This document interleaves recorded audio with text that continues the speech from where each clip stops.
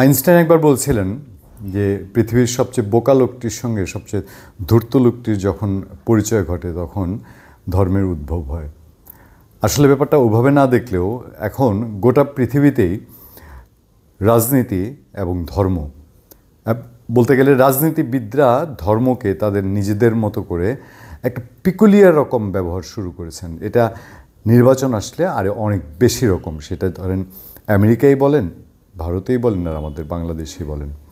আমেরিকাও এখন নির্বাচন সামনে, সেই নির্বাচন সামনে রেখে প্রধান যেই দুই শক্তি ট্রাম্প শিবির এবং বাইডেন শিবির, তাদের মধ্যে খুব প্রতিযোগিতা চলছে যে ইহুদি ভোটারদের নিজেদের দিকে কিভাবে টেনে আনা যায়।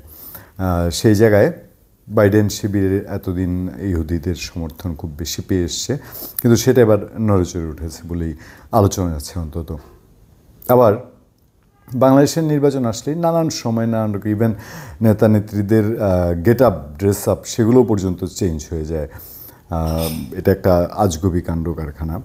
ভারতে শুধু দিল্লি কেন্দ্রিক নয়, গোটা ভারতেই প্রাদেশিক সরকারগুলোতেও ধর্মের ব্যবহার, এবং সেখানে যেহেতু মুসলমান ধর্মাবলম্বীর সংখ্যা একেবারে হাত কম নয় এবং সেই সংখ্যা দিন দিন বাড়ছে, সেই জায়গায় মুসলিম সেন্টিমেন্ট, অ্যান্টি মুসলিম সেন্টিমেন্ট, হিন্দুত্ববাদ এবং কড়া বা কট্টর হিন্দুত্ববাদ, এই জিনিসগুলো নানান সময় আলোচনায় আসে। এবার ভারতের সংসদে ভারতের বিরোধী দলীয় নেতা রাহুল গান্ধীর বক্তব্য ধরে একেবারে তোলকালাম কাণ্ড ঘটেছে। রাহুল গান্ধী তার প্রেসিডেন্টের স্বাগত বক্তৃতা উপলক্ষে দেয় বক্তৃতায় রাহুল গান্ধী বলছিলেন যে যারা হিন্দুরা কোনো বিদ্বেষ ছড়ায় না হিন্দুদের নামে, বা যারা হিন্দুদের কথা বলে সেই সব, তিনি বিজেপির কথা সরাসরি বলেছেন যে বিজেপি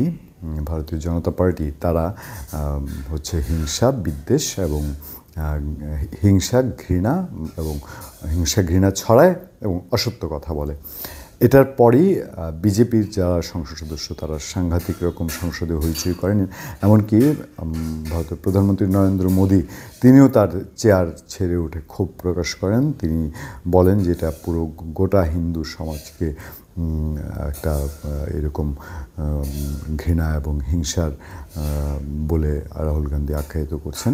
কিন্তু রাহুল গান্ধী আবারও তার বক্তৃতায় তিনি বলেন যে বিজেপি সবসময়ই হিংসা এবং বিদ্বেষ এবং ভয়ভীতি দেখানোটাকেই তারা একটা শক্তি হিসাবে মনে করে।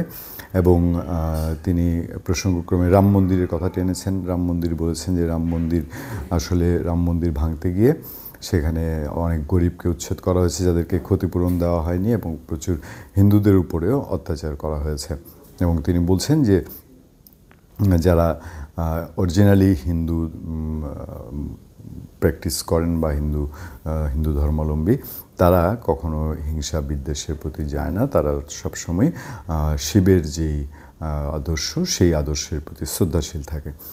তো আমার বক্তব্য হচ্ছে আসলে সেখানে কি ঘটেছে না ঘটেছে সেটা নয়, সেটা হচ্ছে যে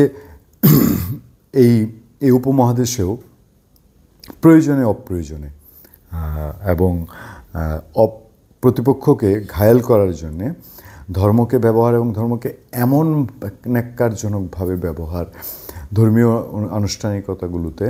ভারতে দুর্গাপূজায় নেতাদের রূপ একরকম এমন চেঞ্জ হয়ে যায়, তাদের দান দক্ষিণ্য, তাদের এই পূজায় যাওয়া টাওয়া, এরকম ব্যাপার। বাংলাদেশেও পূজার সময় সংসদ সদস্য, চেয়ারম্যান, তারা হচ্ছে মণ্ডপে গিয়ে মানে রীতিমতো যে মনে হয় যেন তারা এখন আজকের জন্য হিন্দু, এরকম একটা ভাব তারা ধরার চেষ্টা করেন। আবার যখন অত্যাচারটা করেন, যখন সনাতন ধর্মাবলম্বীদের বাড়িঘর দখল করেন, তখন ওই চেহারা থাকে না, তখন পুরো তার অরিজিনাল একটা চেহারা বাইরে বের হয়ে আসে। এবং দুইটি দেশেই, বাংলাদেশেও যদি বলি সংখ্যালঘু সনাতন ধর্মাবলম্বী, আর ভারতের সংখ্যালঘু মুসলিম ধর্মাবলম্বী, তাদের দুই দেশেই এই সংখ্যালঘুরা বরাবরই নিষ্পেষিত এবং নির্যাতিত, এবং রাজনীতিবিদদের দ্বারা তারা চিটিংয়ের শিকার, সোজা কথা আমি যদি বলি। এখন এই পরিস্থিতির কবে উন্নয়ন হবে, এবং যতদিন পৃথিবী আছে, যতদিন রাজনীতি আছে, ততদিন কি ধর্ম তো থাকবেই, ততদিনই কি এই ধর্মের মিশ্রণ ঘটাতে থাকবে রাজনীতিবিদরা রাজনীতির সঙ্গে? এই প্রশ্ন রেখে শেষ করছি। আমি আতিক রহমান পূর্ণিয়া। ধন্যবাদ সবাইকে। ভালো থাকবেন, সুস্থ থাকবেন। আবার দেখা হবে, আবার কথা হবে।